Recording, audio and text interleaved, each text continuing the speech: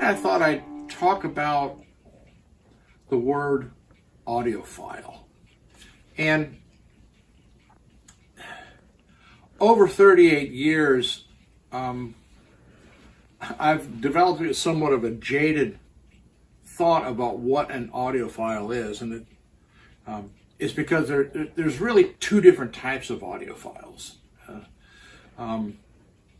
There's an audiophile who wants fine equipment so that he can get to the music, and his music collection is usually quite substantial. And his hobby is, trying to find better equipment. Those folks are okay. The other group, however, is different. And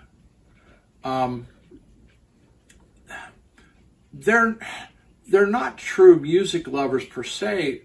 What they are, I consider them equipment junkies. The hobby to them is facilitated by music, but the real hobby is the buying and selling of equipment. Their music at home is fairly limited in scope and size. I've seen some that are down to like 15 or 20 selections of music that they're always trying to perfect. And, their hobby is really the buying and selling of the equipment. And if you're going to go out and rely upon somebody who's owned a lot of equipment one way or another as a guide to help you make your selection, well, look for the guy who has a lot of music and different types of music, and not someone who's every time you go over to his house there's like 6 or 7 new pieces. That's what he wants to talk about is the equipment, as opposed to you really need to hear this with what I've done using this. And the equipment junkies drive us crazy. They drive me crazy because they're more or less in search of the lost chord, to use an expression out of Moody Blues. They're looking for things that either don't exist or they're trying to repeat an experience that they had many, many years ago, and they're trying to recreate, as I call it, the first time you smelled perfume on a girl, or aftershave on a guy, and you only have that experience once, and trying to recreate that first impression just doesn't work.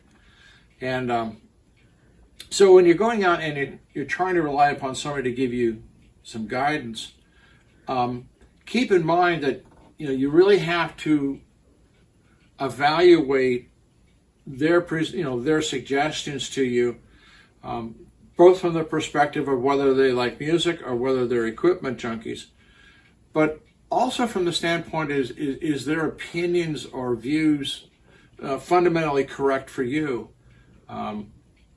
This is something that I constantly have to deal with reviewers, not even friends, telling you that this is the latest and best thing and this is what you should own, only for a month later just to promote something else that they've gone off to. And so you really need to spend some time reviewing the reviewers, and you do need to review the audiophile as well, to understand what they're all about. Merely because they've owned a lot of equipment doesn't make them good at what they're doing. I would take that almost as a mark, is that they really don't. So be careful with that. Certainly they can steer you clear of some bad salesmen out there, some bad advice, and that's good. That's a good thing. But don't assume that they're 100% accurate all the time. It's a real risk. So those are my 2 cents on the term audiophile, and take it for what it's worth and go from there. Thank you.